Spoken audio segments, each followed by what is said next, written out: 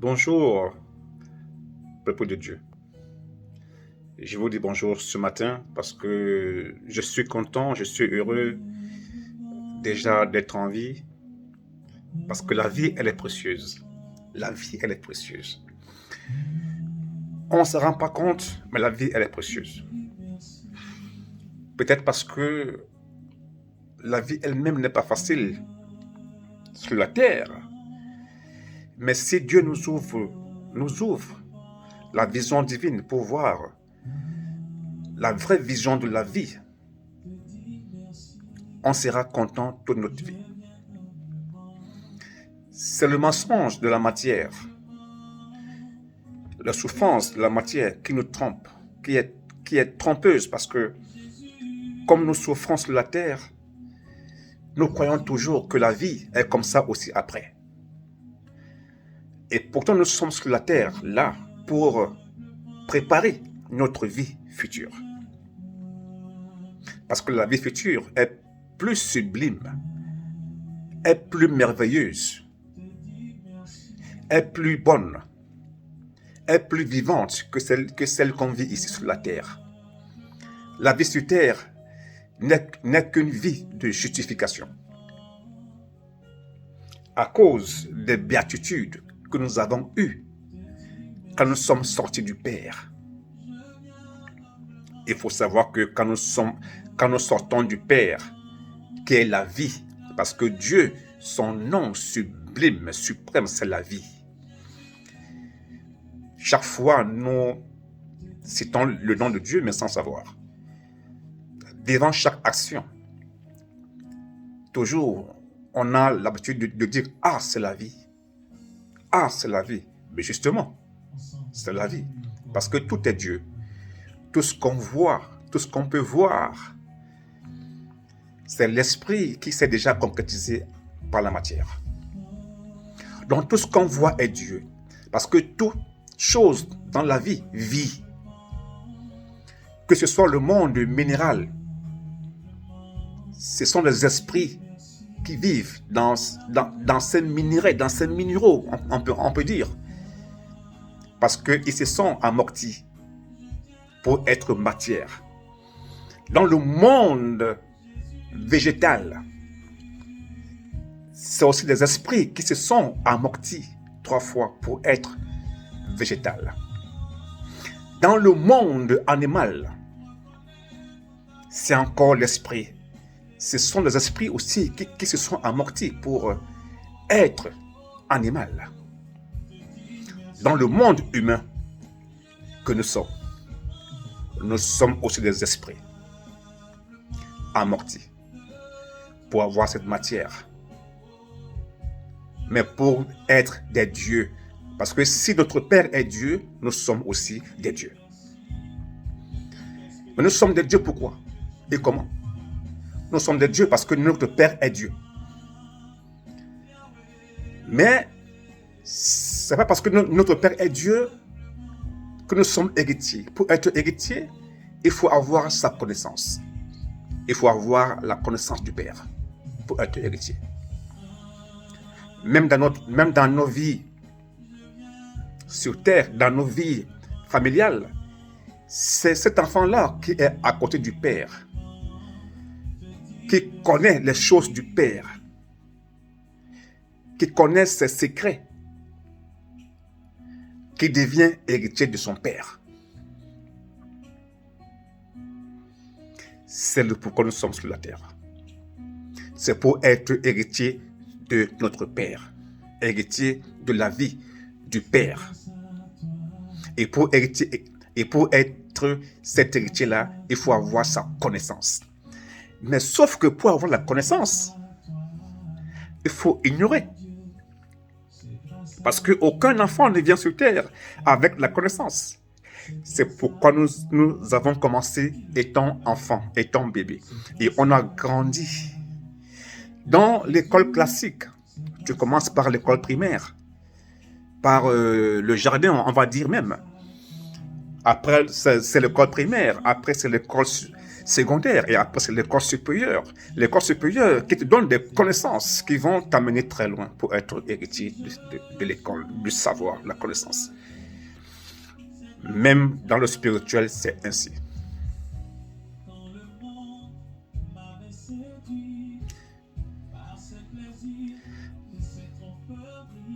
Est-ce que vous écoutez cette musique? Par amour, le Christ m'a repris et il m'a racheté à un grand prix. Il a ôté la honte de ma vie. Donc je disais, même dans le spirituel, c'est comme ça aussi que Dieu fonctionne avec son esprit, qui est le Fils, qui est l'homme.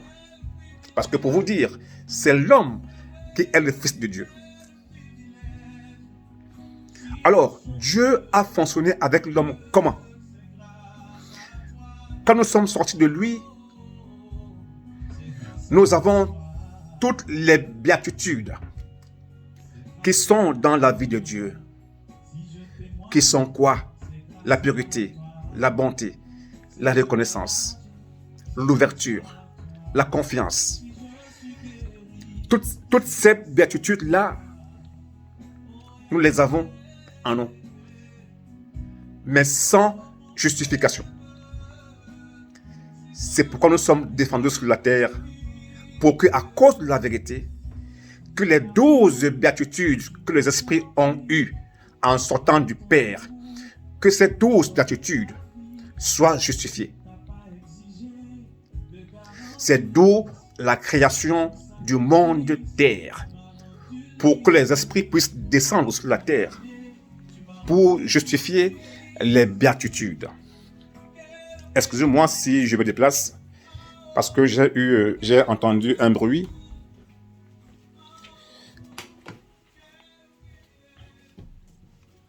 Ah d'accord. Donc, les 12 béatitudes, c'est à cause de ça que nous sommes descendus sur la terre, pour les justifier, y compris l'unique. Parce que quand le Christ descend sur la terre, il vient pour le faire. Il vient justifier ces béatitudes qui sont en lui, dans son esprit. Et comme nous sommes sortis de lui, donc nous sommes aussi imprégnés de toutes ces béatitudes. Alors, à cause de la vérité de la vie, à cause de la vérité de la vie, les 12 béatitudes divines devaient se justifier par les 12 béatitudes, les 12 caractères humains. En d'autres termes, le ciel devait se justifier par la terre.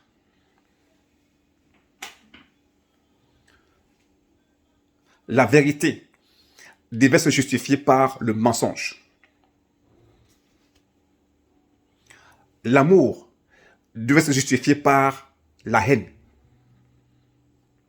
L'injustice, la justice devait se justifier par l'injustice. La paix devait se justifier par la guerre. La vie devait se justifier par l'amour. Par la mort, pardon. Est-ce que vous voyez comment j'ai évolué? Donc, c'est-à-dire le ciel d'où nous sommes venus, d'où nous sommes nés, d'où nous sortons, devait se justifier par la terre. C'est pourquoi la terre a été créée, à cause de la vérité de la vie qui est son amour. Parce que Dieu est puissance, amour, connaissance. Dieu est 3 états. Et ces 3 états-là qui forment la trinité parfaite de la vie. Et c'est par ces 3 états-là que Dieu a administré, que Dieu a intervenu, que Dieu a enseigné son peuple. Mais le problème, c'est que Dieu a déjà enseigné son peuple 2 fois, à travers 2 états parmi les 3. Le premier état, c'est la puissance du Père, d'où l'Ancien Testament, d'où le Fils devait subir la puissance paternelle du Père pour la punition, pour la peur, parce que l'enfant ne vit que par la peur. Mais cette puissance, par la loi du Père, devait nous emmener au second état de Dieu, qui est l'amour. D'où la venue du Seigneur Jésus, qui vient avec l'amour, avec le pardon, avec la grâce. Parce que la grâce, c'est le bien du ciel. C'est le pardon de notre ignorance, qui nous reconnecte au Père, qui nous reconnecte à la vie, au Père qui est la vie. Cet amour, par la foi en Jésus-Christ, devait nous amener à la connaissance de la vérité de la vie et son amour, qui est le troisième état de Dieu. Je dis, Dieu est trois états. La puissance du Père, l'amour du Fils et la connaissance de l'Esprit. Alors, avant de continuer, je vais vous lire. Vous voyez sur le tableau là, sur le tableau. Voilà. Là, il y a les 12 caractères. Bon, s'accompagner avec les états. Ça, c'est les trois états de la vie. Puissance, amour, connaissance. Ça, c'est la Trinité parfaite. Le vrai nom de Dieu.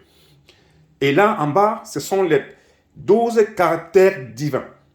Alors, l'ouverture, la sincérité, la promptitude, la sagesse, le silence, le partage, l'obéissance, la reconnaissance, la confiance, la douceur, la bonté, la pureté.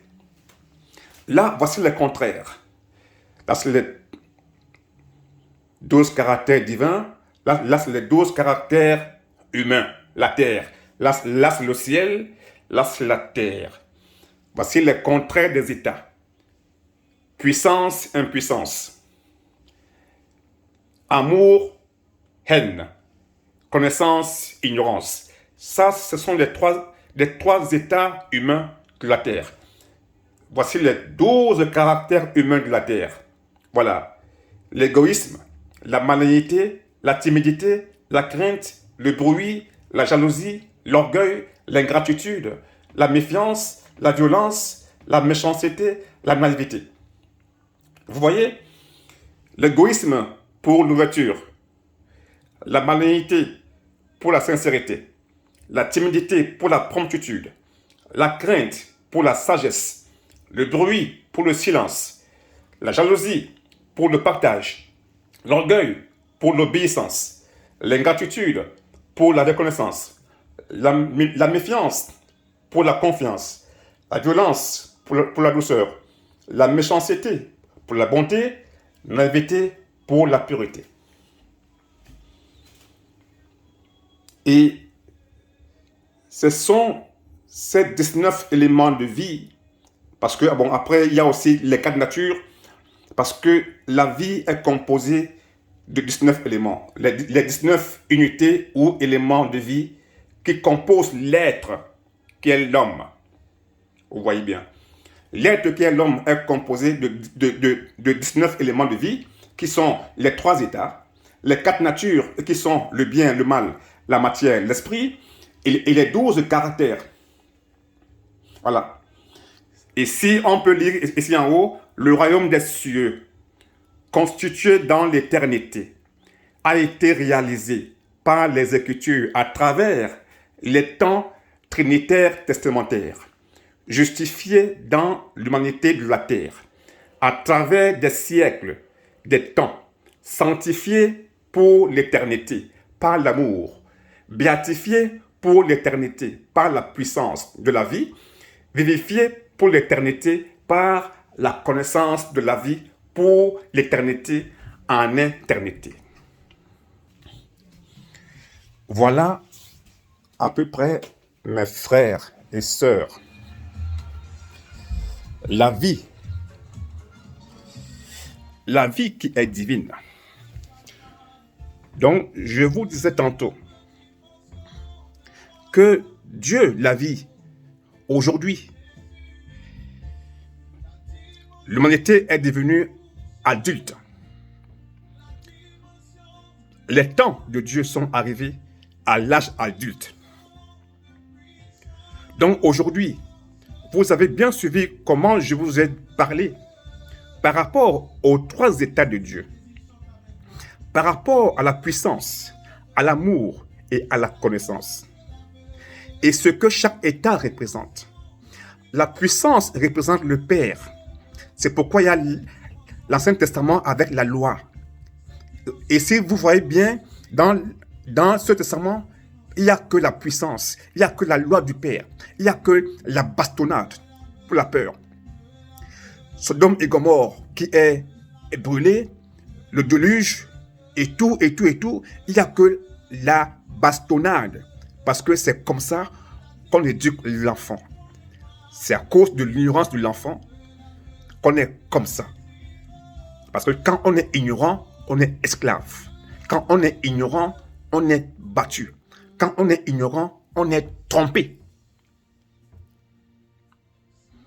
L'enfant qui grandit, quand je dis enfant, c'est l'humanité qui grandit, qui avance, qui arrive, qui, après avoir subi l'éducation paternelle du père, arrive à l'âge adolescent de la vie. D'où le père voit maintenant que non, son fils qui est l'humanité est arrivé à un âge où il doit évoluer avec lui dans la connaissance. Il introduit l'amour, d'où la venue du fils qui vient avec l'amour du père. Pour que nous puissions adorer le Père par la foi en Jésus-Christ. Mais la loi et la foi n'étaient pas la connaissance. C'est pourquoi la loi et la foi ne pouvaient pas nous faire entrer dans le royaume des cieux.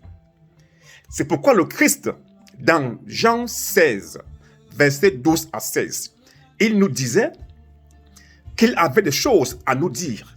Parce que quand il parlait à ses disciples, à ses apôtres, c'est à nous qu'il parlait.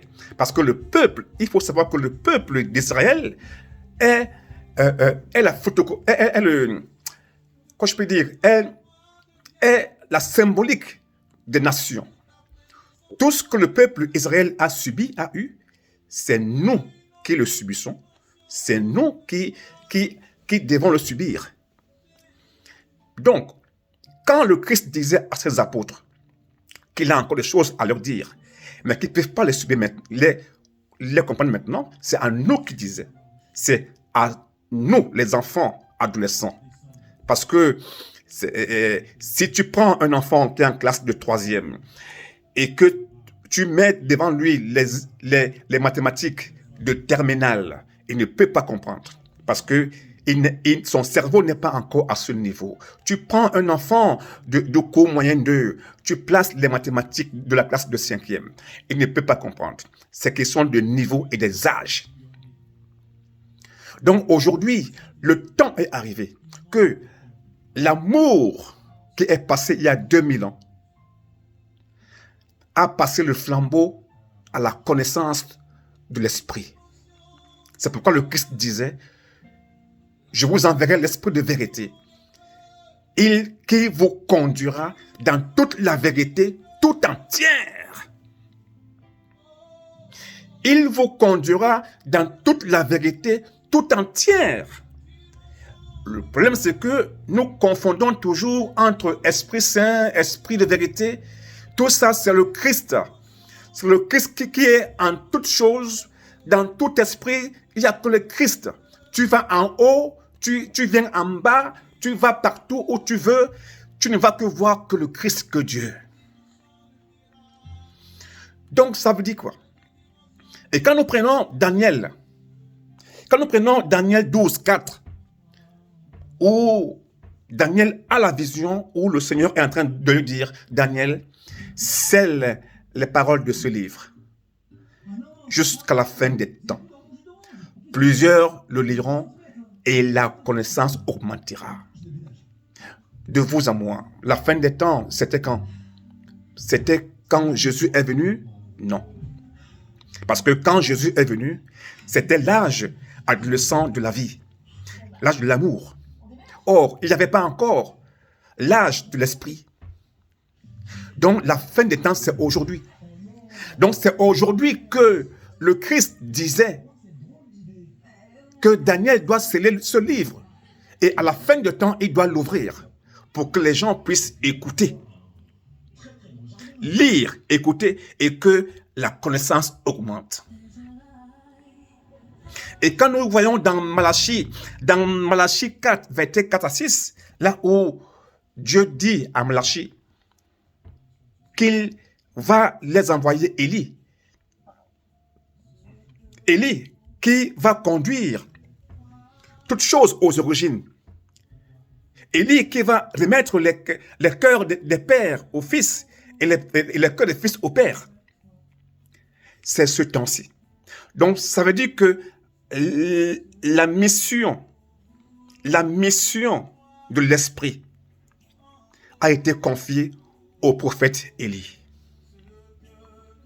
L'Élie qui devait revenir, c'est lui qui avait la mission des fins des temps. C'est lui qui avait la mission du troisième livre qui doit sortir. C'est lui qui avait la mission de l'Esprit. Moïse a eu la mission de l'Ancien Testament. C'est pourquoi c'est lui qui détient vraiment les 5 livres de l'Ancien Testament. Jean avait la mission du Second Testament, parce que c'est l'Apocalypse qui est vraiment le Testament. Parce que Moïse et Jean sont des membres des trois esprits d'État, des consignes d'État, des cieux. Là, je vous dis des choses que le monde ne connaît pas. Les choses que le monde ne connaît pas. Parce que les 3 esprits qui ont eu la mission d'écrire les testaments, ce sont les 3 esprits des 3 états des conseils des cieux. On dit qu'après l'Esprit de Dieu, le Tout-Puissant amour par la connaissance, c'est eux qui suivent. Ils sont 3. Moïse, Jean, et c'est lui qui a écrit le testament qui arrive, Monsieur Paglaga. Donc, pour vous annoncer et vous dire que il y a un grand événement qui arrive dans le monde, qui va changer ce monde, qui va bousculer le monde. Parce que Dieu dit dans sa parole qu'il va prendre l'indigent et le pauvre et il les mettra sur la table des rois. C'est pour dire que Dieu va confondre ce monde. Parce que Dieu, l'homme ne connaît pas qui est Dieu. Nous passons le temps chaque jour à le sous-estimer. Mais comme il est amour, il nous voit comme des enfants, comme des petits-enfants qui cherchent la connaissance, qui cherchent la voie qui mène. Parce que le Christ a dit qu'il est le chemin, la vérité et la vie. Nul ne vient au Père que par moi. Justement, le Christ était ce chemin-là. La loi et la foi étaient ces chemins. L'Ancien et le Nouveau Testament étaient ces chemins qui devaient nous mener à la vérité. Et c'est cette vérité-là qui est dans le Testament qui arrive. Le Testament parfait, la 3e intervention de Dieu à l'humanité, c'est dans ce livre qu'il y a toute la connaissance que Jésus avait promis à ses disciples, qu'il vous conduira dans toute la vérité, tout entière. C'est dans ce livre qu'il y a toute la connaissance du Père, qui est la vérité, qui nous donne la vie éternelle. Parce que la vie éternelle, c'est pas après la mort, comme on nous a enseigné. Non. La vie éternelle, c'est une vie. Elle est en nous. La vie éternelle n'est pas un lieu où quand on va mourir, on va partir. Non. La vie éternelle, c'est la connaissance. C'est la connaissance qui est la vie éternelle. La vie éternelle, c'est qu'ils te connaissent, toi, le seul vrai Dieu, et ton envoyé Jésus-Christ. Donc, cessez de croire que il faut faire des œuvres, il faut faire des bonnes œuvres, il faut mourir, parce que quand on va mourir, on va aller au ciel, on va au paradis. Non. Non. La vie éternelle, on commence à la vivre ici-bas. La vie éternelle, on commence à la vivre ici-bas. La vie éternelle, la vie de Dieu, la vie de Christ, la divinité, on commence à la vivre ici-bas. Il y a beaucoup d'enseignements.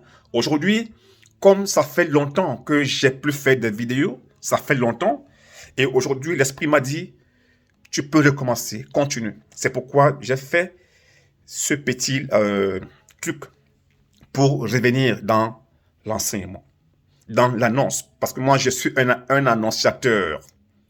J'annonce des choses qui vont arriver bientôt. Les gens qui vont écouter cette vidéo ne doivent plus être ignorants de ça. Un troisième testament est en train d'arriver. Un troisième testament est là. Il est sur la terre. C'est lui qui a écrit ça. Il a écrit pendant 19 ans. Il a écrit de 1974 à 1993. Il a fait 19 ans d'écriture. Je peux vous dire qu'il n'est plus de ce monde parce qu'il est réparti au Père depuis 2002. Et c'était ça la symbolique, la mystique de sa mission. Parce que c'était l'esprit d'Élie qui était en lui. Et cette symbolique, c'est symbolisé quand il fuyait Achab et Jézabel, quand il traversait, quand il s'est endormi devant un genêt et l'ange est venu lui dire de se réveiller et de manger parce que son chemin est encore très long. Son chemin est très long, ça voulait dire ses multiples réincarnations à venir avec ses missions. La traversée du désert, où il traversait pour aller rencontrer la veuve de Sarepta, cette traversée du désert symbolisait ce temps aujourd'hui. Parce que le désert, quand tu es dans le désert, tu es seul, on ne te connaît pas. Tu es seul dans ta mission. C'est la symbolique de sa mission d'aujourd'hui. Sur cette terre où il est venu, l'Esprit de Christ lui a communiqué toute la vérité de la vie tout entière. Parce que c'est pas sa connaissance. Il a pris de chez le Christ. L'Esprit qui est Dieu lui a communiqué tout ça pendant 19 ans d'écriture. Et après, il est reparti. Donc, le désert symbolisait sa mission d'aujourd'hui. C'est pourquoi il est venu, il a fait son travail incognito et il est rentré. Mais ce qu'il a laissé, c'est grandiose. C'est grandiose. Les connaissances qui sont dans ce livre sont énormes. C'est grandiose. Grandiose. Il n'a été rien. Il n'est rien. On ne le connaît pas dans ce monde. Il n'est pas un grand dans ce monde. Il n'est pas chef d'État. Il n'est rien. Il n'est moins que rien. Mais c'est par lui que la vie a choisi de passer pour instaurer son royaume. Vous voyez comment Dieu est. Là où vous l'attendez, il n'est jamais là-bas. Il est toujours avec les faibles, toujours avec les pauvres, toujours avec le moins que rien, toujours avec les gens qui vivent en esprit et non par la matière. Donc, pour vous dire que le testament du Père était l'Ancien Testament, le testament du Fils était le Nouveau. Maintenant, il faut fermer la Trinité parfaite par le testament de l'Esprit, qui est là sur la terre et qui va bientôt sortir quand les cloches vont sonner. Donc, je fais cette vidéo depuis dans ma page YouTube, je vous l'annonce. Mais vous savez, les choses spirituelles ne sont pas comme les choses matérielles.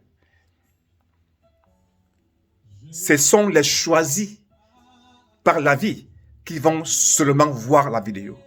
Ce sont ceux que la vie va choisir de voir celle que je suis en train de faire là avec vous. Parce que vous avez une mission. Vous êtes aimé par la vie. Vous avez une mission de partager cette vidéo. Une mission de dire aux autres que ce que j'ai entendu, qu'est-ce que c'est? Oui, le monde va être chamboulé. Oui, parce que même quand le Christ est venu avec un autre enseignement, avec l'enseignement du pardon, devant la femme adultère, les Juifs voulaient la lapider parce que c'était la loi. Et c'était normal qu'on lapide une femme qui va faire l'adultère.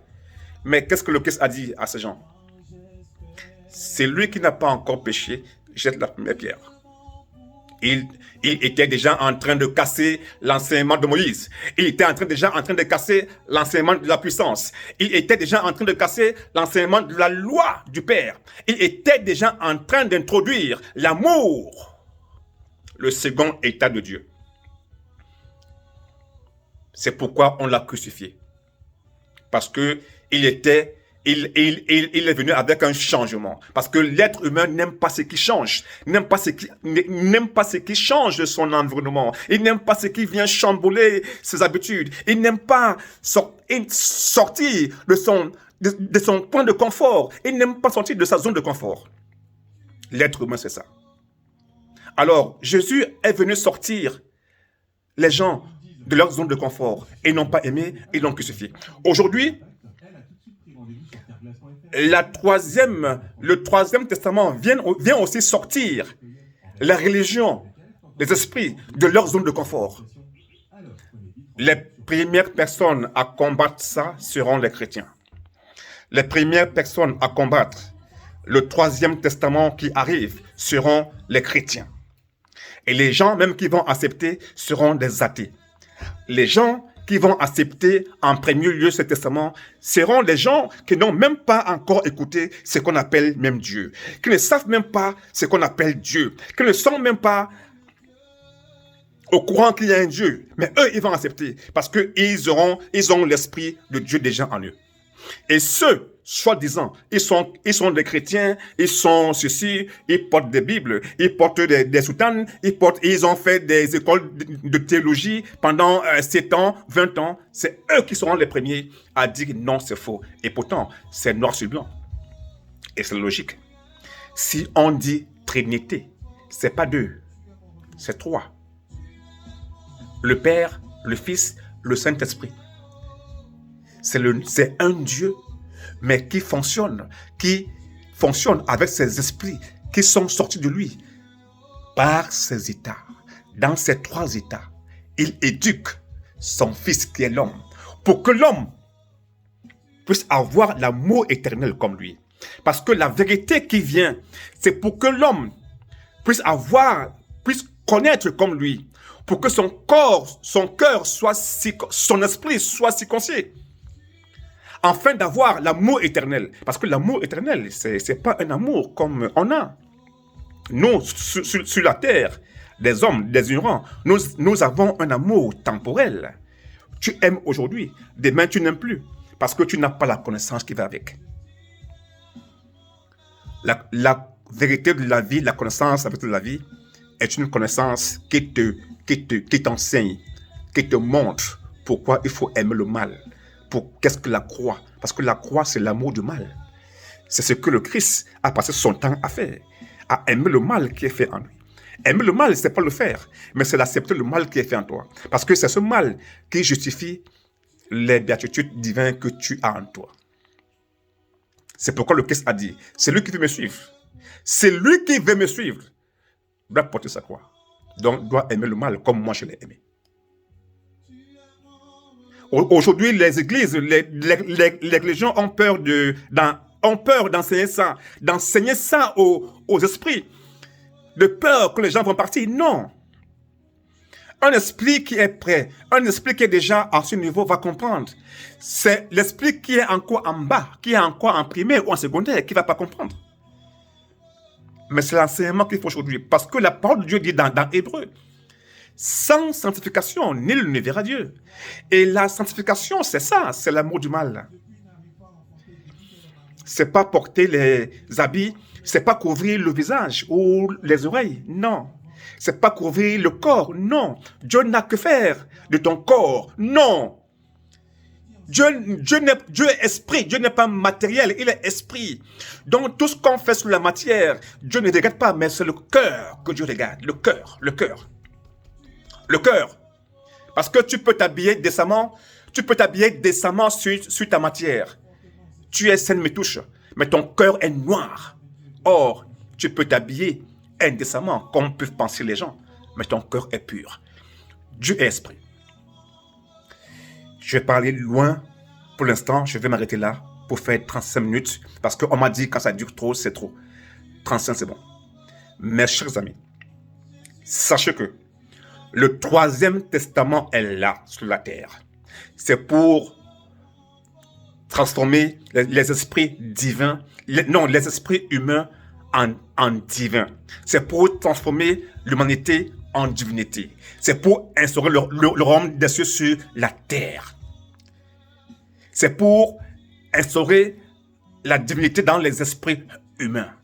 Pour qu'on puisse commencer à penser comme Dieu, à aimer comme Dieu, à réfléchir comme Dieu.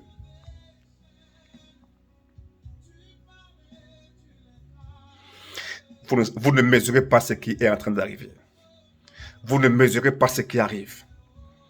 Ne regardez pas les guerres, les choses du monde qui sont là. Tout ça évolue par la vie.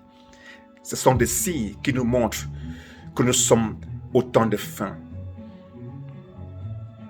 Je vais m'arrêter là. Je suis Monsieur ton maman. Je suis ton maman Jean-Brice. Je vis dans l'univers que le Père a voulu que je puisse vivre. Je suis là pour l'instauration du royaume des cieux sur la terre. Et il y a plein d'esprits que je sais qui sont aussi là pour ça, que je suis dans les réseaux sociaux. Il y a beaucoup d'esprits que je suis, que j'écoute, qui ont l'esprit éternel, qui sont là. Il y a beaucoup que la vie va envoyer vers moi ou moi vers eux. Parce que la moisson doit commencer. J'ai fait un rêve la fois dernière qui m'a fait peur. Je vais vous le dire après. Mais soyez heureux, soyez bénis mes frères, mes amis. Mais sachez que le troisième testament, le testament parfait, la troisième intervention de Dieu à l'humanité, le testament qui vient enlever les gens, les esprits de terre, le testament qui vient enlever les esprits du mensonge de la terre, le testament qui vient enlever les esprits dans l'esclavage de la terre, le testament qui vient élever les esprits de terre pour les faire monter dans les cieux. C'est ça l'enlèvement. L'enlèvement n'est pas physique, comme on prêche dans les églises. Non. L'enlèvement n'est pas physique. Elle est spirituelle. Elle est spirituelle. Jésus étant sur la terre, était humain, mais vivait la divinité. Il vivait le ciel étant sur la terre. C'est comme ça que Dieu voudrait qu'on puisse être là, mais qu'on vit le ciel sur la terre. C'est pourquoi il a dit, vous êtes du monde, mais vous n'appartenez plus au monde. On est là, on est humain, parce qu'on est là, on est homme, mais notre façon de voir, de faire, de parler, de penser n'est plus humain, mais il est divin. Mais elle est divine. Elle est divine, notre façon de faire. Donc, mes frères et sœurs, je vais m'arrêter là pour l'instant, parce que si je continue, moi, quand je commence, je ne peux pas m'arrêter. Donc, à cause du temps, je m'arrête là pour l'instant. Mais il y a beaucoup de choses. L'enlèvement n'est pas physique, comme vous croyez. L'enlèvement n'est pas physique, non. Jésus voudrait qu'on soit là où il est, dans la connaissance. C'est pas qu'il va venir dans les nuées et on va monter. On va monter pour aller où? Non. Nous montons par nos esprits, par la connaissance de la vérité de la vie et son amour. Parce que quand tu as la connaissance, tu ne vis plus, tu ne vois plus le prochain comme tu le voyais avant. Aujourd'hui, nous voyons le prochain par la matière. On va commencer à le voir en esprit. Parce que la matière n'a pas de vie. C'est l'esprit qui est en lui qui est vie. Et l'esprit qui est en lui est en mission sur la terre. C'est beaucoup d'enseignements. Donc, je vous souhaite un bon dimanche. Sachez que je vous aime. Même si je ne vous connais pas, je vous aime. Parce que nous sommes tous un. Ne voyez pas les tribus, les ethnies, les nations. C'est un seul esprit qui s'est multiplié à des milliards d'esprits. Soyez bénis. Que le Seigneur puisse vous aider à écouter ce message et à l'introduire dans votre esprit et qu'il commence à travailler votre esprit et que vous allez faire des recherches. Je vous dis bisous, je vous aime. Mouah.